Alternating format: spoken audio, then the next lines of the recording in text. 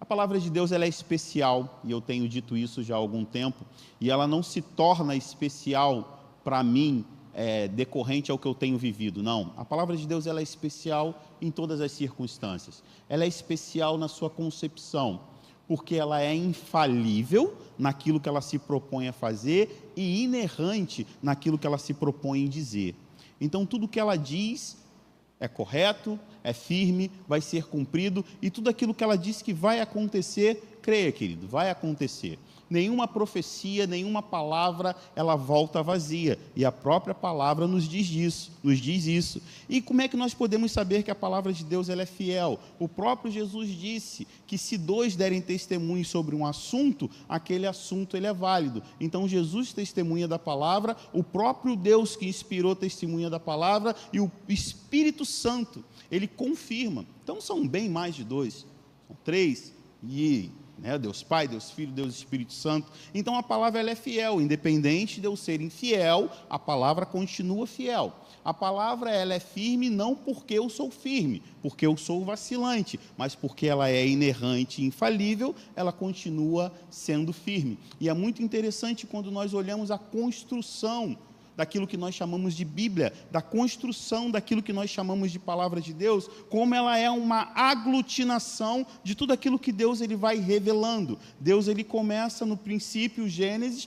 Bereshit, todas as coisas acontecem ali, e você sabe como você foi criado, como todas as coisas foram criadas, e ali não está um rol exaustivo, mas exemplificativo das coisas que Deus fez. E se nós queremos um rol que seja explicativo, nós devemos nos aprofundar, mas Deus nos traz o relato de como aconteceram todas as coisas, e Deus vai construindo todas essas coisas. Nós sabemos que o Antigo Testamento tem 39 livros, então ele é constituído dos livros que são históricos, dos profetas, dos livros profetas menores, maiores, daqueles livros de cânticos, de salmos, e nós temos uma história completa daquilo que Deus fez na antiguidade, mas não para por aí, porque no nosso mundo, na nossa era, chamada Era Moderna, nós temos também os relatos do Todo-Poderoso Cristo Jesus, que andou sobre a face da terra. Então a história não está incompleta, não parou pela metade, é uma história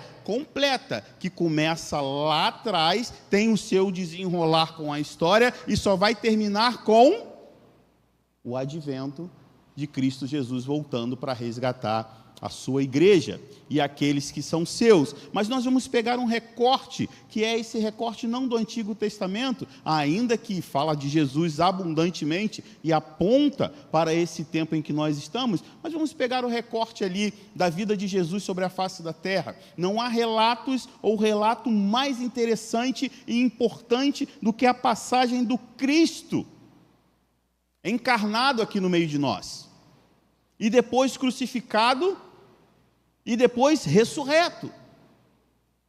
Cristo, o Filho de Deus, que andou pela face da terra. Jesus Cristo, ele vem numa situação muito interessante, e no seu coração você pode se perguntar, mas por que Jesus Cristo não veio antes? Mas por que Jesus Cristo não veio depois? A vinda de Jesus Cristo, ela proclama e ela nos escancara que ele veio na plenitude dos tempos. Ele veio quando haveria de vir no momento certo.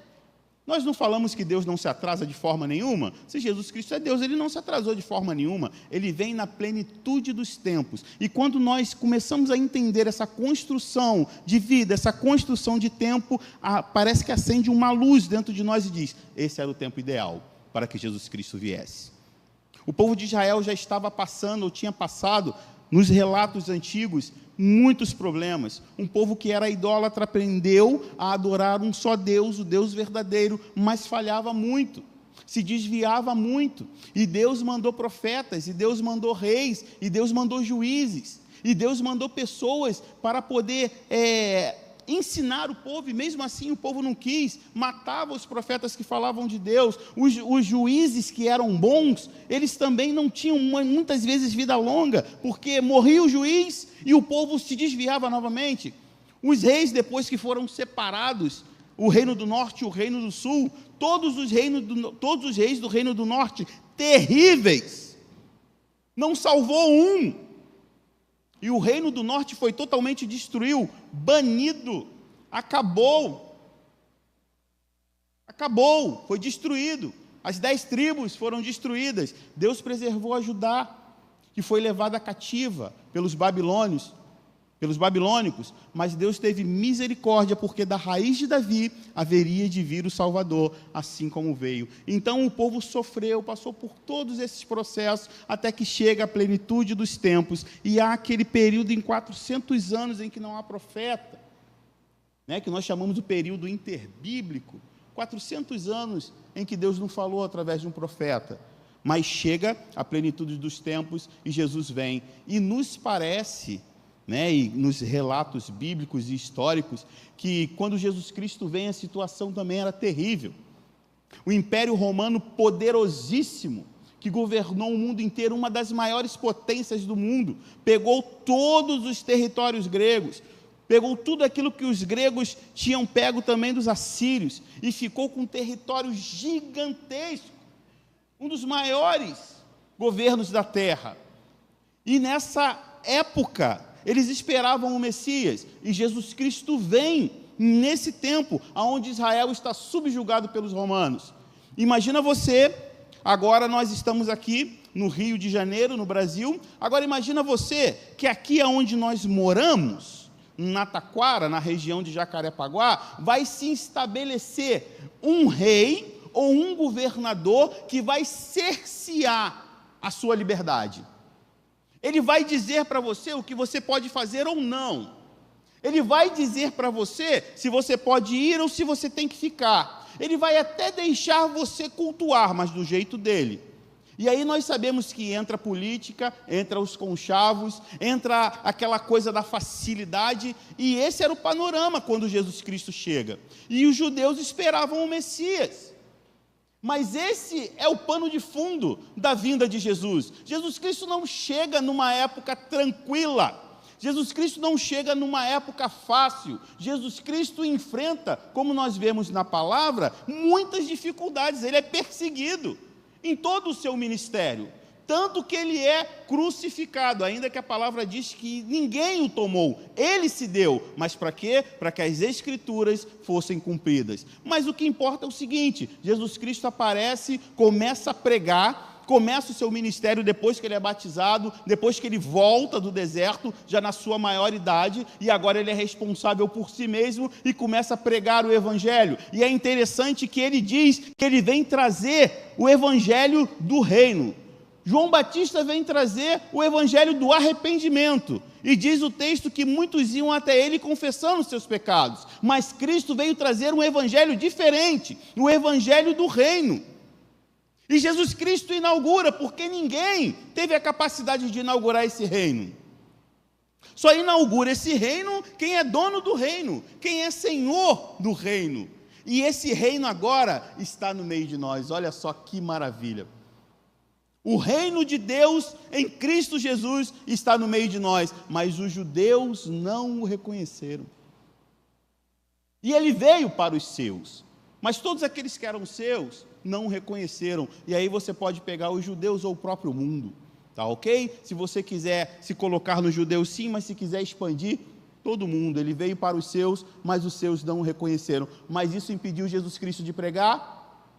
Seus 3 anos e meio de evangelho do reino foram pregados da melhor forma possível, e nós podemos pegar desde a primeira palavra de Jesus até a última palavra de Jesus, e nós vamos ver que foi pregado como o Pai queria, como o Pai assim ordenou. Então nós podemos pegar vários recortes dentro da palavra de Deus, e podemos dizer, e podemos estudar, e podemos pregar vários recortes da palavra de Deus. Mas nós vamos pegar um recorte muito interessante, que você conhece muito bem, e eu conheço também, que se encontra em Mateus capítulo 5, e vai do capítulo 5 ao capítulo 7, e eu estou falando do Sermão da Montanha, o Sermão do Monte. E para não te deixar mais preocupado, eu vou pegar logo os primeiros versículos, tá? Para que você não precise procurar muito na sua Bíblia. Abra aí, ou abra aqui, por gentileza, em Mateus capítulo 5, versículo 1, e vamos ver o que Jesus Cristo nos diz.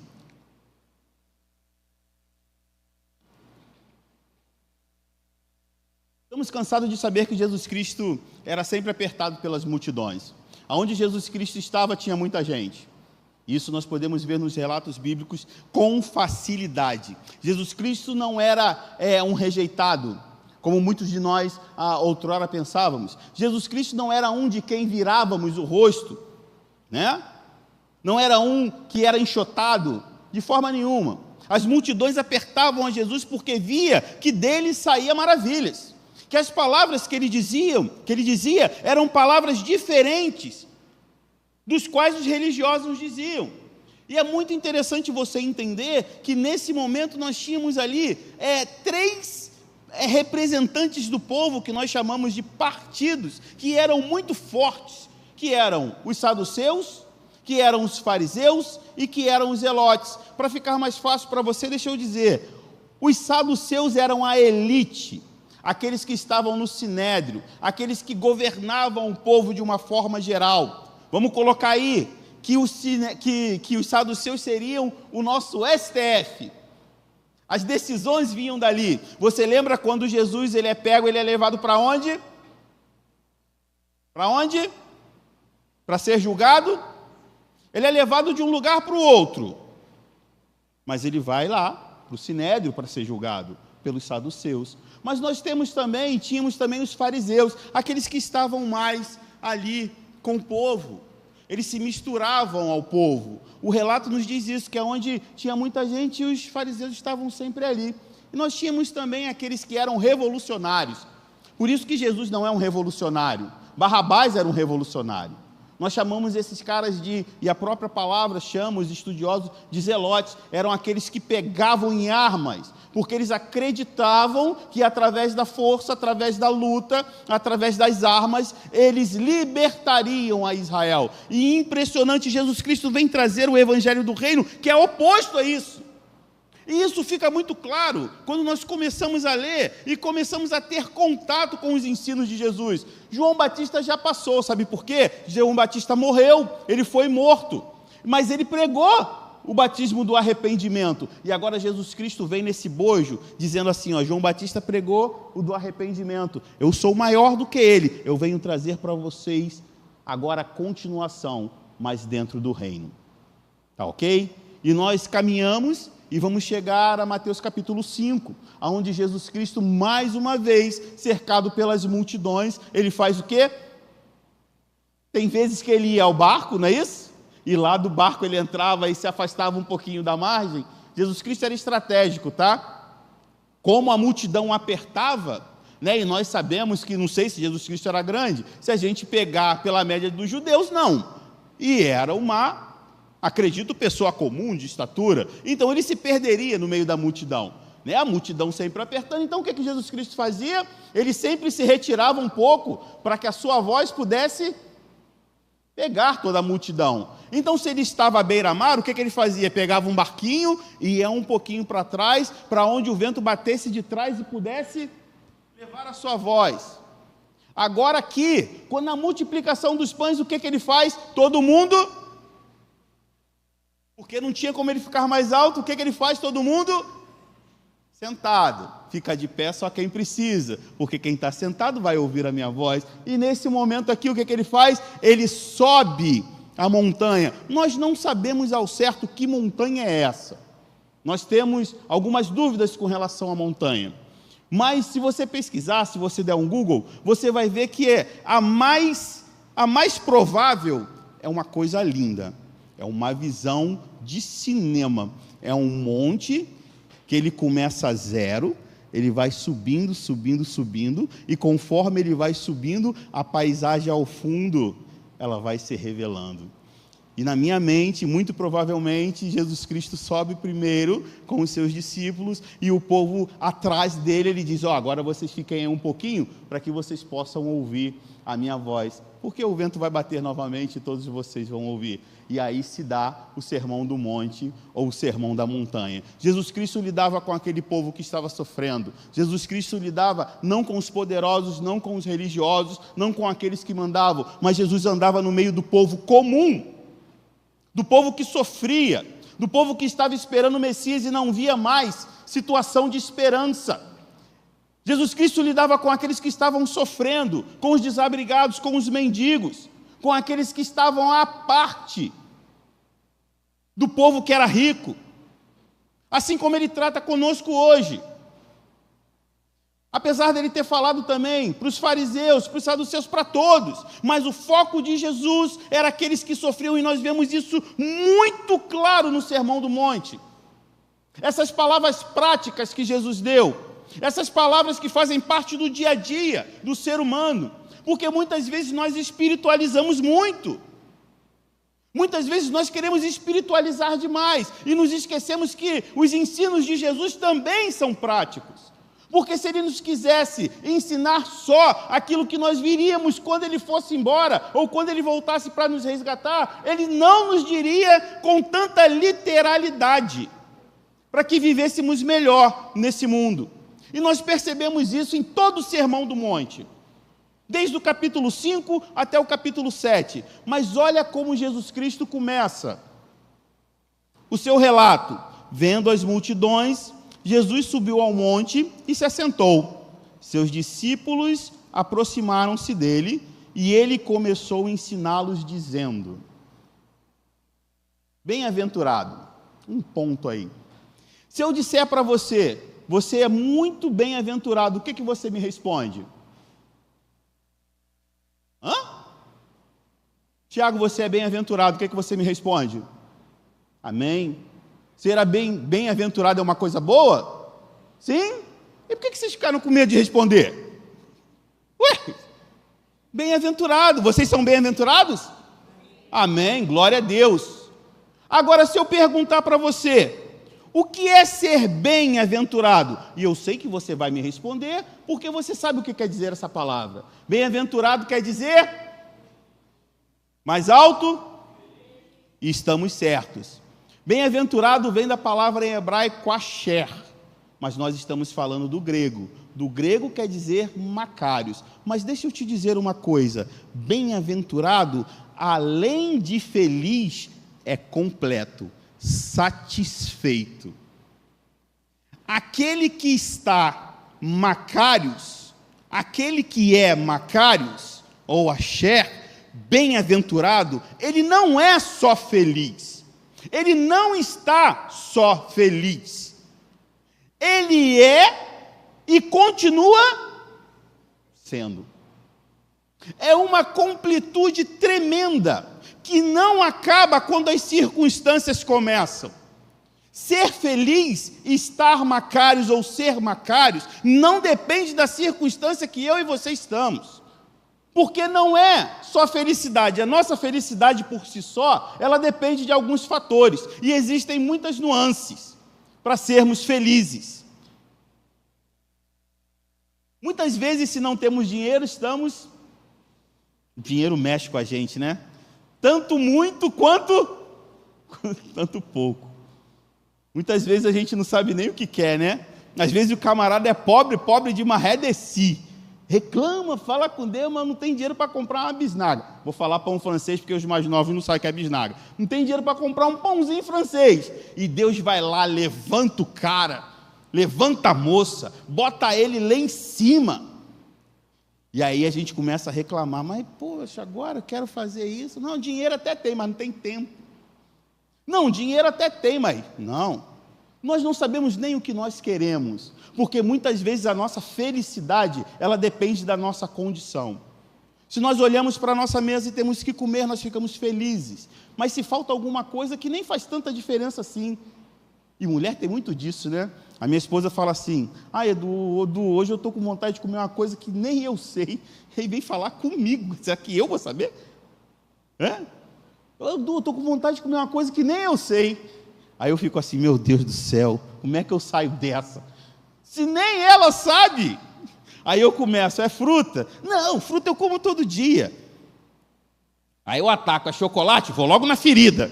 É chocolate? Não, chocolate eu já comi a semana toda. Não, mas o que é? Eu já falei que eu não sei. Não é assim? É assim. Nós somos assim.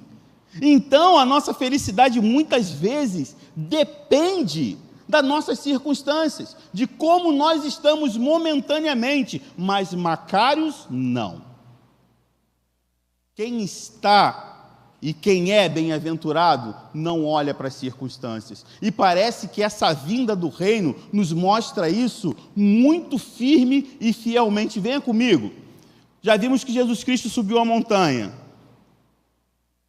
E ele começa dizendo: bem-aventurados pobres em espírito, porque deles é o reino dos céus. Isso me traz a nossa mente, traz a minha mente, quando Jesus fala assim, quando vocês forem orar, não sejam iguais os hipócritas, porque o que eles fazem?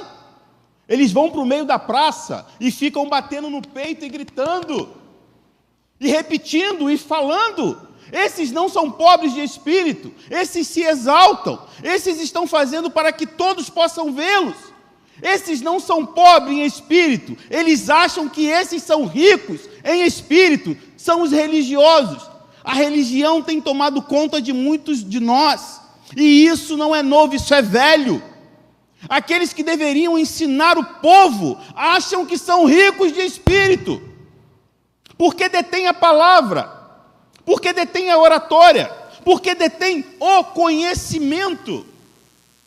Mas esses homens são pobres de tudo, porque os pobres de espírito são aqueles que entram no seu quarto, oram a Deus em secreto, e em secreto seu Deus, que é o nosso Deus, os responde. Não é à toa que Jesus Cristo disse: aquele que quiser ser maior no reino dos céus deverá servir. Que eu e você saibamos servir. Eu sei que é muito bom ser exaltado, é muito bom ser elogiado, é muito bom e é bom mesmo, isso faz bem para nós.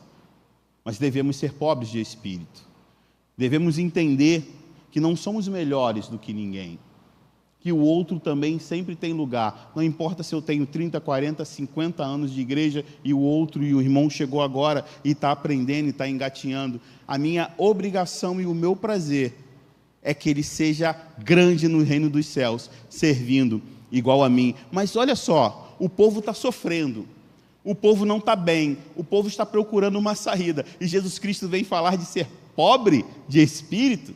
Parece contraproducente, não é isso? Parece que uma coisa não encaixa com a outra, mas a dinâmica está perfeita. 1 mais 1 no reino de Deus, no reino dos céus, não somam 2. Essa conta nós não podemos fazer para o reino de Deus. Essa matemática não funciona. Esse princípio físico não funciona para o reino de Deus, de forma nenhuma. Mas Jesus Cristo continua dizendo o seguinte, bem-aventurados que choram, pois serão consolados. E aí não cabe nem muita explicação, né? Choramos por quê? Por aquilo que nos aflige.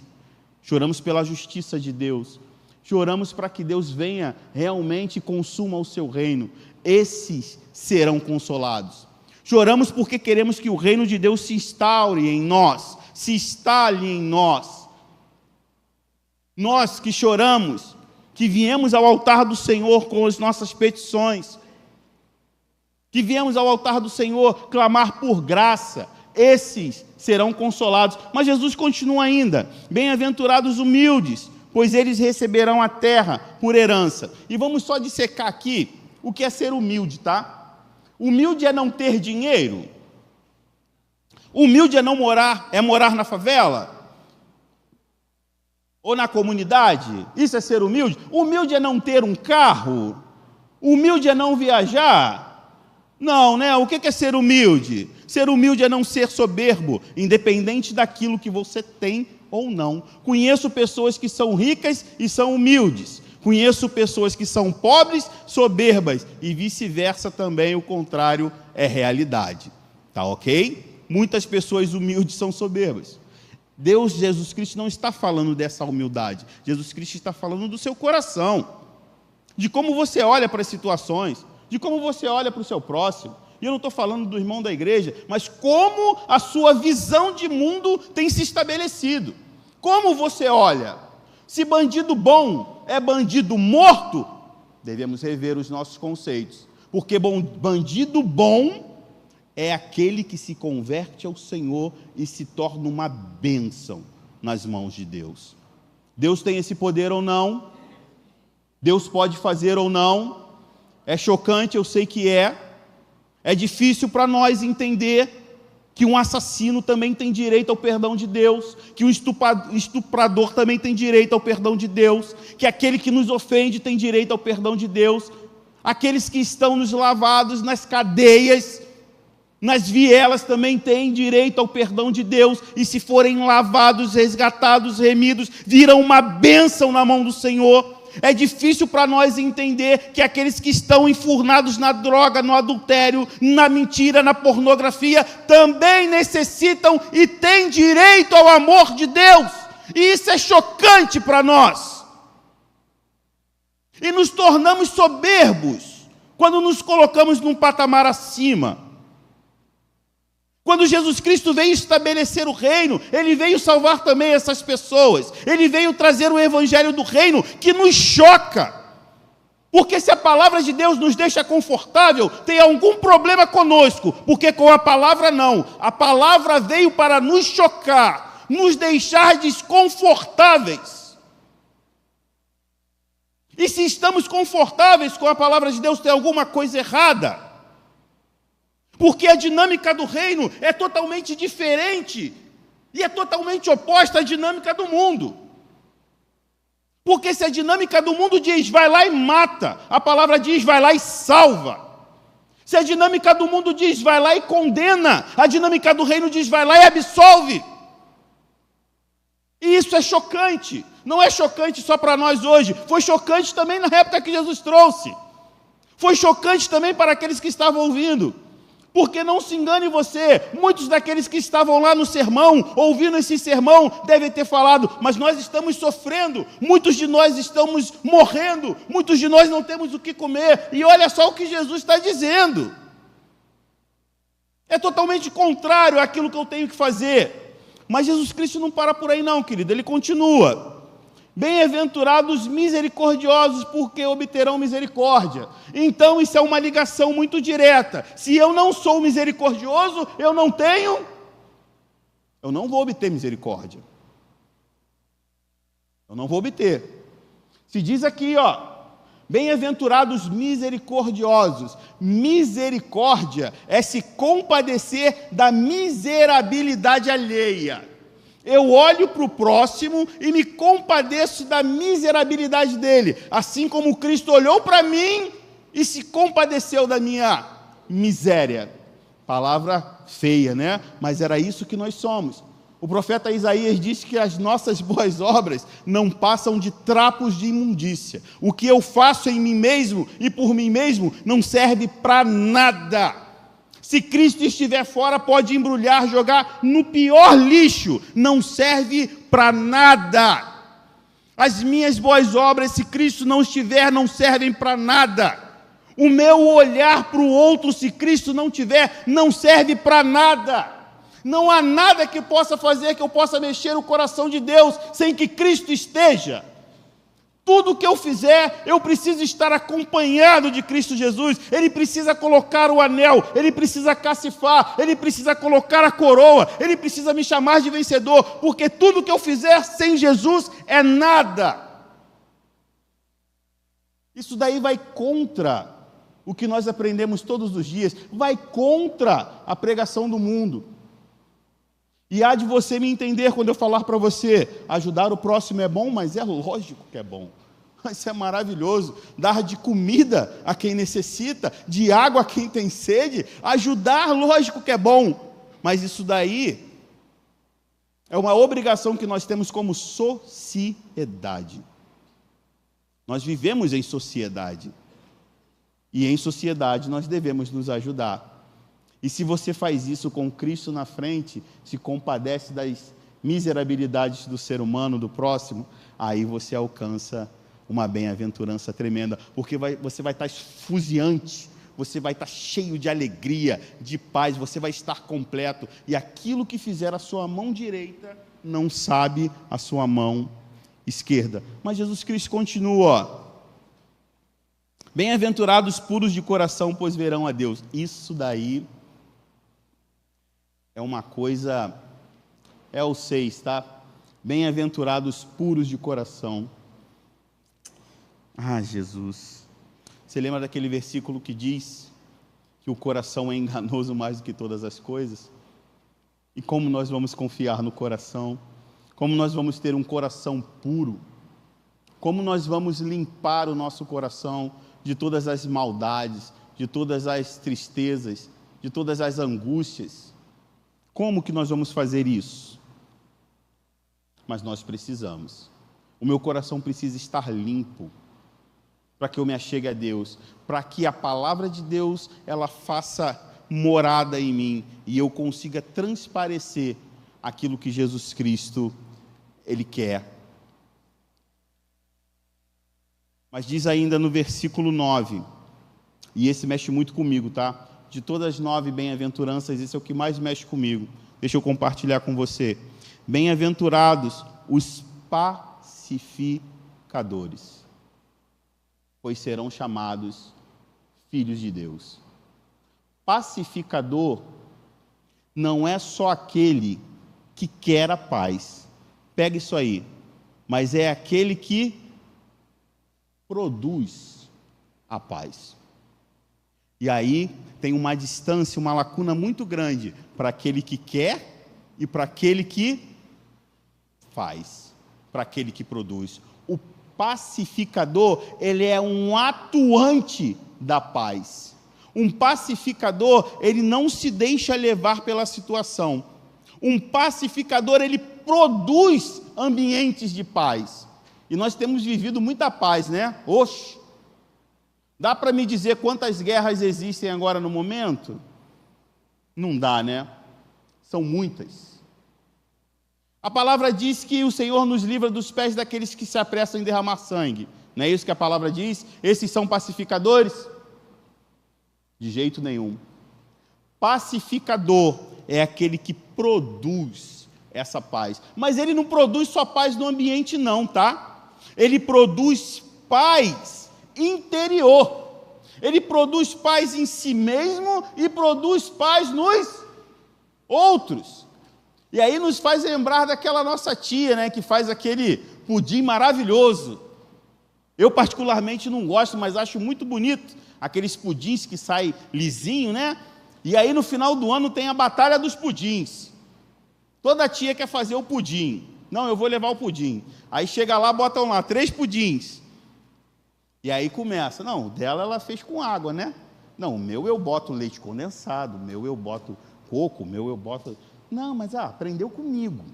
Isso aí ela aprendeu comigo. É a batalha dos pudins. E daqui a pouco, você que gosta de pudim tem que comer os 3, porque você quer ser um pacificador.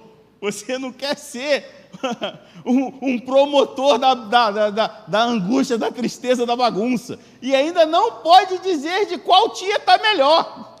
Vai falar, não, está todos 3, mas esse já não aguenta mais. Já não está sentindo gosto de mais nada. O gosto do pudim já sumiu da boca. Mas você produz a paz. Você fala, tias, vocês são maravilhosas. Os 3 pudins, parece até que vocês aprenderam juntas. Hã? Não é assim? Tem que produzir a paz naquele tio que fala assim, tem para ver? É para ver ou para comer? Tem aquele tio, né, que é engraçadinho, né? É para ver ou para comer? Deixa aí. Nós, lógico, temos que produzir a paz no nosso ambiente. Quantas famílias não têm paz?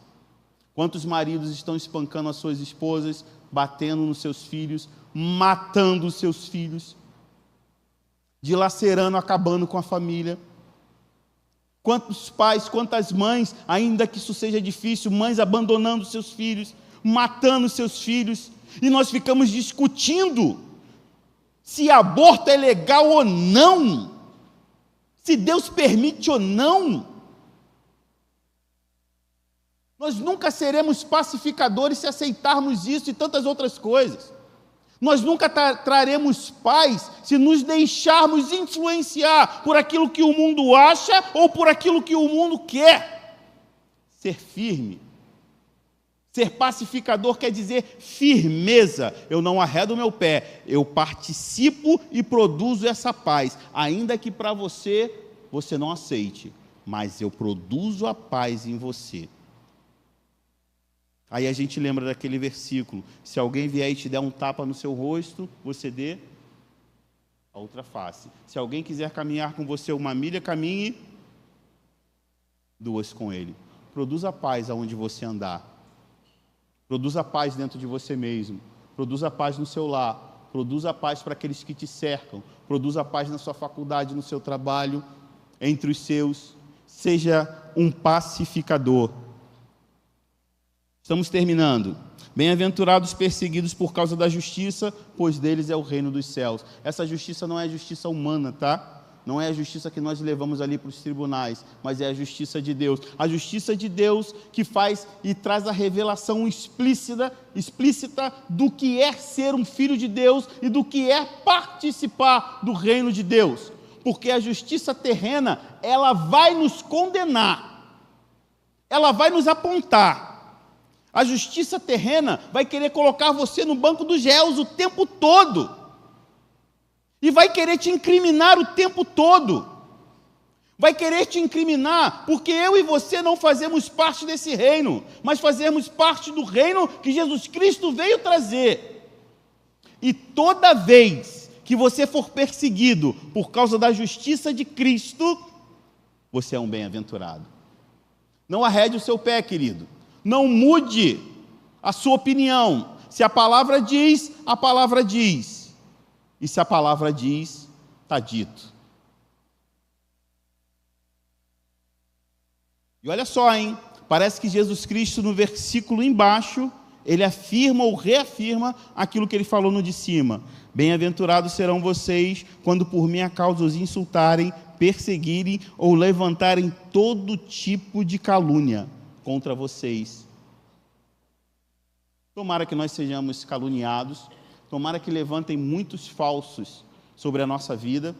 Tomara que sejamos perseguidos pela palavra de Deus, porque nós seremos bem-aventurados.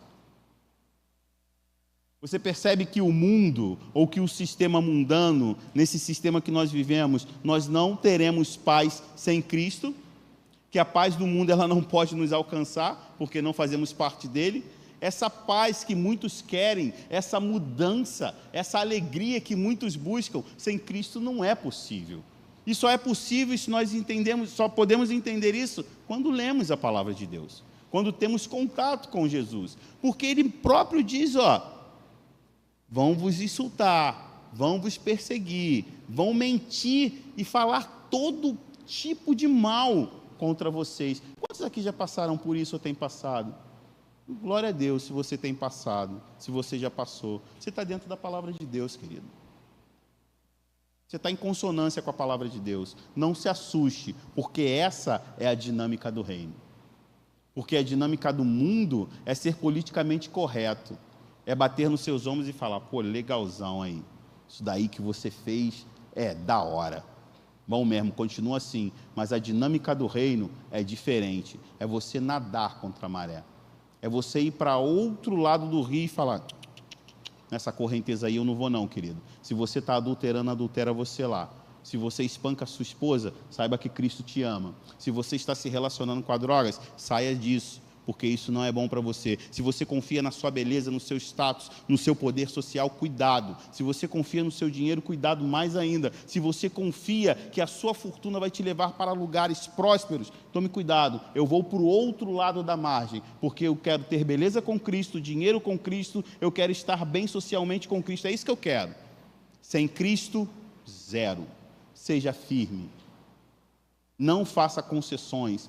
Não dê concessões. E Jesus Cristo nunca disse que isso seria fácil. Em João capítulo 17 ele diz, eu não peço para que os tires do mundo, mas que os proteja dele. Proteger desse mundo maligno que vai levantar sobre nós, os bem-aventurados, perseguições, insultos, mentiras e todo o mal. E para que a gente possa terminar, olha o que Jesus Cristo nos diz no finalzinho, versículo 12. Alegrem-se e regozijem-se, porque grande é a recompensa de vocês nos céus, pois da mesma forma perseguiram os profetas que viveram antes de vocês. Os profetas são os nossos exemplos. Cristo é o nosso exemplo. E se fizeram com Cristo, farão conosco também. Então a calmaria não é uma opção. O barco em mar tranquilo, em céu de cruzeiro, não é uma opção. Estar tranquilo a vida inteira não é uma opção. Não é, querido. A palavra nos mostra isso. Mas por causa disso, nós seremos bem-aventurados. E a palavra nos diz, para terminar, que Jesus Cristo, que Deus não nos dá provação alguma ou nenhuma a qual não possamos suportar. Deus confia em você, porque você tem o Espírito Santo. Deus ama você e ama a mim. Deus nos ama porque o Espírito Santo está em nós. Nós ficamos estupefados, assim como a multidão ficou, mas esse é o Evangelho do Reino. É a diferença do Evangelho do mundo. O próprio Jesus declara: o meu reino não é de baixo, mas o meu reino é de cima. E a minha oração é para que esse reino se estabeleça mais e mais no nosso meio, e que nós sejamos participantes, atuantes, todos os dias desse reino maravilhoso, porque uma hora nós deixaremos esse reino terreno, que é governado pelas hostes espirituais da maldade, pelo maligno, que morre e é governado pelo maligno, e estaremos para sempre com o nosso Senhor, aonde mais não haverá tristeza, angústia, não mais haverá palavras tristes, não mais haverá injúria e injustiça, não mais haverá o drogado, o doente, o angustiado, o adúltero. Todos serão em Cristo filhos, e seremos limpos, e receberemos um outro nome, e receberemos uma roupa mais branca do que a neve, e seremos felizes. Não só felizes, seremos macários para toda eternidade. Amém? Glória a Deus.